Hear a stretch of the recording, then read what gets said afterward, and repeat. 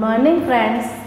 Now our next continue topic is topic 4, weather and climate, part 2, page number 24 and 25. Now our next topic is factors influencing climate.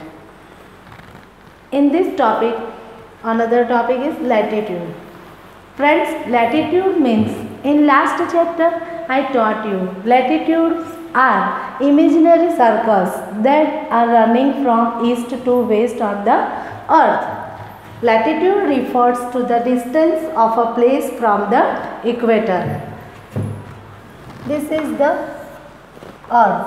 On the earth, these all are the latitudes. These are running from east to west on the earth, and in the middle of the earth, here is the equator.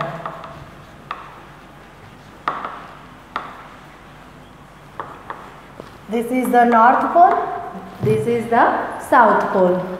Latitudes refers to the distance from the place from the equator. From the equator, north side, these are all the latitude, and these all are the latitudes also. Equator receives more sunlight than any other place on the earth, as it is the closest to the sun. When the equator is closest to the sun, these all places feel very hot, and when we move towards the north side, we feel cold, and we move towards south side, we feel cold. But when on the equator, they gets direct rays of the sun on the earth, so this country is feeling very hot. As we move away from the equator towards the pole, as we move towards the poles, the temperature gradually decreases. This variation due to the shape of the earth. This variation occurs due to the shape of the earth. Our earth is in spherical in shape, and it is little bit tilted. This variation is due to the shape of the earth and the angle at which the sun rays fall on it. This is the sun. This is the sun, and this is the earth. This is the earth. Sun's rays on the earth. How the earth gets sun's rays? Some part of the earth gets slanting rays of the sun. Some part of the earth get direct rays of the sun, and some part of the earth, another side, also gets slanting rays of the sun.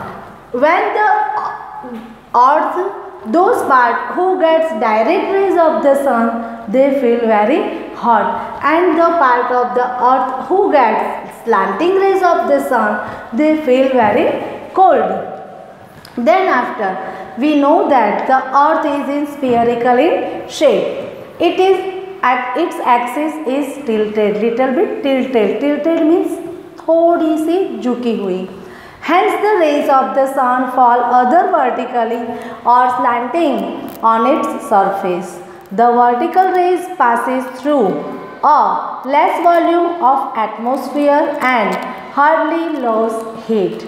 This is why the region near the equator, which receives the direct rays of the sun, when the equator receives direct rays of the sun, they feel very hot. The part of the rays of the sun,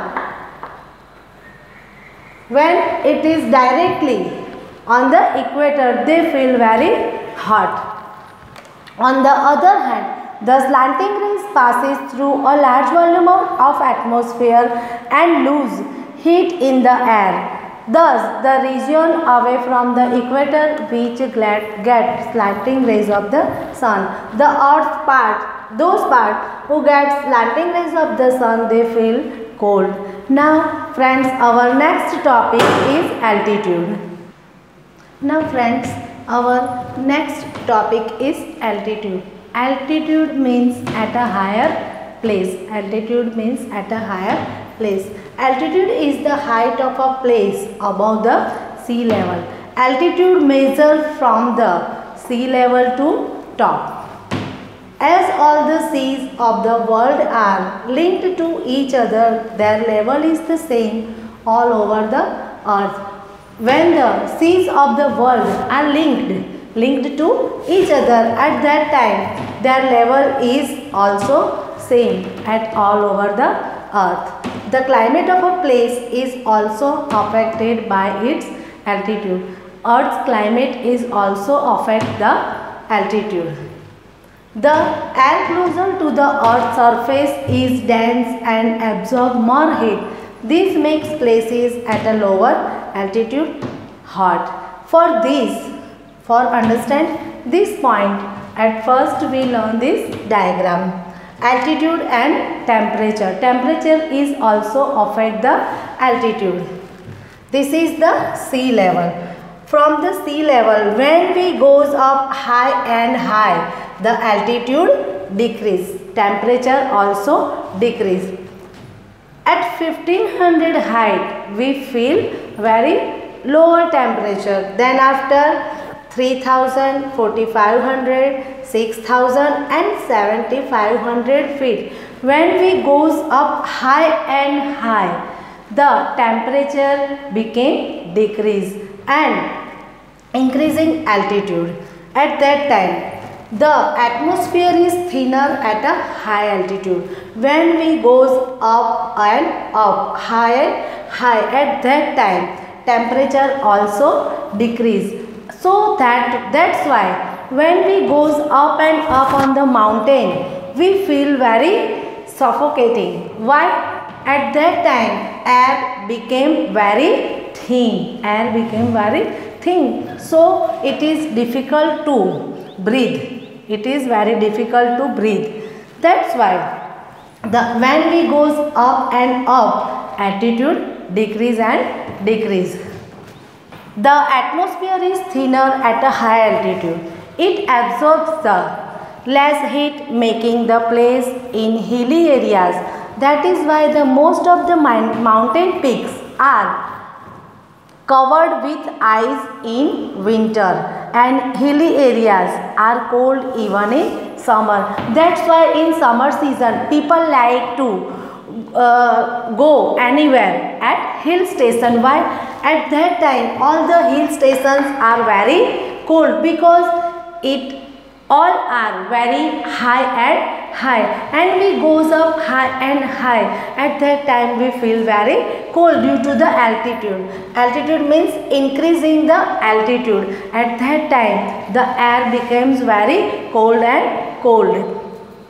So that people like to move in summer season at hilly areas, and all hilly areas generally in summer season and in winter season they covered with ice, and summer season they are very cold. All the hill stations are very cold. For example, Shimla, which is at a high altitude, so it is cooler than Delhi. Shimla is at the high of the place, so it is very cold than Delhi. And Mount Abu is also. We feel very hot in Ambaji, but Mount Abu is also high altitude, so in summer season we feel very cold. Generally people like to move in hilly areas in summer season because in summer season we feel very hot, so that we like to move on hill station. Distance from the sea. Our next topic is distance from the sea. The distance from the sea determines the climate of a place. Places near the sea have moderate climate, but places far away from the sea are very cold in winter. Places near the beach are near the sea. These places has moderate climate, and the places which are far from the sea, they have very cold and winter in summer season. In summer season, distance from the sea, these areas feel very cold, hot. This is because land gets heated faster and loses heat faster than a water. This is why it's become in summer season the water of the sea became very hot, so it is very hot. And in winter season the water of the sea became very cold, so it is very cold in winter season. During summer, land gets heated quickly and the air above the land surface becomes hot. This hot air rises up. The cool air above the sea blows toward the land to occupy the space created. This cool air brings down the temperature of the places closer to the sea and does not make them hot. At that time, the air closer to the sun, so it is very cold, not too high. This cool air brings down the temperature of the places closer to the sea and does not make them hot. This cold air does not become the atmosphere very hot, it's cool down the temperature. This cool air brings down the temperature of a place closer to the sea and does not make them hot. The places which are very far away from the sea do not get heat, do not cold and air and remain hot in summer. The places which are very far from the sea, they feel very hot due to the hot air of the sea level. During winter, land becomes cooler than the winter in the sea. The warm and air became the sea rises up and move towards the land. This raises the temperature of the places along the coast. By the time the air reaches the places away from the sea, it loses its warmth. When all the places are far away from the sea, they becomes very humid, and at that time their temperature became very warm.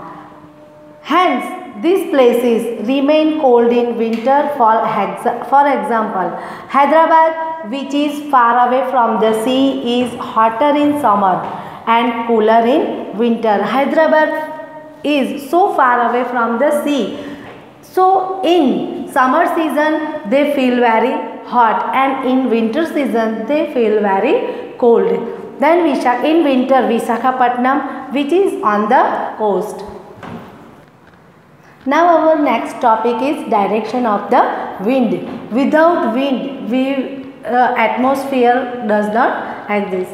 Horizontal moving air is called wind. Wind means the horizontal air which moves continuously. It is known as the wind. Hot winds increase the temperature of a place while cold winds decreases it. Hot winds increases the temperature. When the wind blows the cold winds, it decreases the temperature. Hot wind increase the temperature and cold wind decrease the temperature. Winds also, while cold winds decrease it. Winds also brings rain to the place where they blow. The wind that blows from the sea to the land is known as onshore wind. Onshore wind means the wind which blows from the sea to the land. This is the sea level. The winds which blow from sea to land areas. Sea to land areas. Which wind blows? This kind of wind is known as onshore wind.